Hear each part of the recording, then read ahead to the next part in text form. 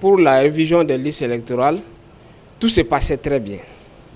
Puisque la révision, c'est du 1er octobre au 31 décembre 2020, chaque année. La révision, elle est annuelle.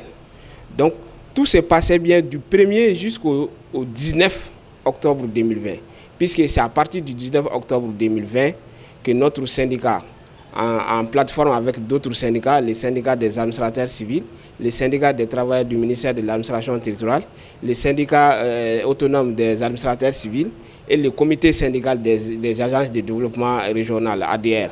Donc jusqu'au 19 octobre 2020 où nous sommes partis en grève.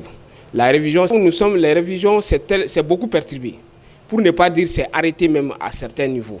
Donc la révision, la partie importante de la révision, ça commence du 1er octobre au 31 octobre de l'année.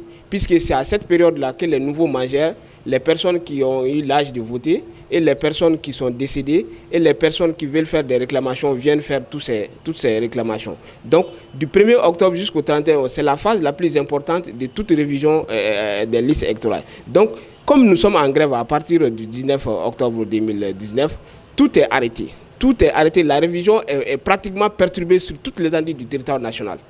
L'impact que cela va avoir sur les élections à venir, puisque la révision elle est annuelle. Les élections, c'est prévu pour 2022. Donc la transition n'a que 18 mois. Donc si les élections, la révision électorale est perturbée dans ces cas, ça va amener vraiment une perturbation, une énorme perturbation sur le calendrier, non seulement de la transition, mais aussi des élections futures à venir. Donc il faut à tout prix que l'État prenne ses responsabilités. Ces responsabilités, c'est quoi? Les syndicats demandent des revendications. Ces revendications, ils peuvent les apporter des solutions idoines. Et la révision va suivre son cours d'ici la fin de l'année 2020. Sinon, à partir du 31 octobre, tout est déjà perturbé. Donc, ce que l'État peut faire, comme l'État a toujours les moyens, il peut avoir des révisions spéciales des listes électorales à l'approche des élections. Donc, c'est l'État a cette possibilité-là de décider s'il y aura une révision exceptionnelle des listes électorales dans le cadre des élections. Dans le cas contraire, pour le moment, la révision annuelle qui commence chaque année du 1er octobre jusqu'au 31 décembre de l'année est totalement perturbée sur toute l'étendue du territoire national. Quand il s'agit de révisions électorales ou bien d'élections, les Maliens ne sont pas mobilisés.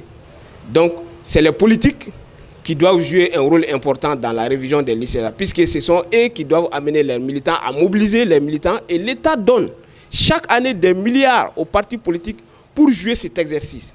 Donc nous avons compris que les partis politiques ne jouent pas cet exercice de mobilisation des populations et des militants. Donc c'est ce qui joue beaucoup, énormément sur la mobilisation des gens par rapport à l'inscription sur la liste électorale. Donc il faut que les partis politiques jouent pleinement leur rôle. Il n'y avait pas beaucoup d'affluence, comme les années antérieures aussi, il n'y a pas d'affluence. Donc, les partis, c'est le rôle des partis politiques. L'État leur donne l'argent pour ça, il faut qu'ils mobilisent les gens par rapport à ça. Bon, mon dernier appel, comme nous sommes en grève, je ne peux pas finir sans parler de notre grève.